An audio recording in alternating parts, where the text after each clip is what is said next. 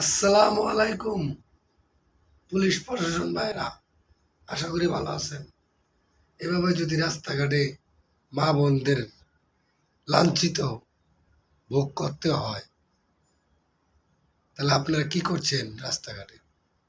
জানি আপনারা ভালো কাজ করতেছেন বর্তমানে, কিন্তু আশা করি আমরা এটার বিচার, কঠিন বিচার চাই। ওই ডাকাতকারীদের, ধর্ষণকারীদের আমরা ডাইরেক্ট ফাঁসি চাই। রাস্তাঘাটে ওপেন গুলি করে মারতে চাই, এটাই আপনাদের কাছে দাবি, আর কোনো কিছু না। আপনারা দয়া করে এটার বিচার সুস্থভাবে করুন, সুস্থভাবে তদন্ত করে বিচার করুন। আসামি যেই হোক, যে এত বড় প্রভাবশালী হোক, আপনি এটার বিচার করুন। এটা আমরা প্রশাসনের কাছে দেখতে চাই, প্রশাসনের পাওয়ার কি।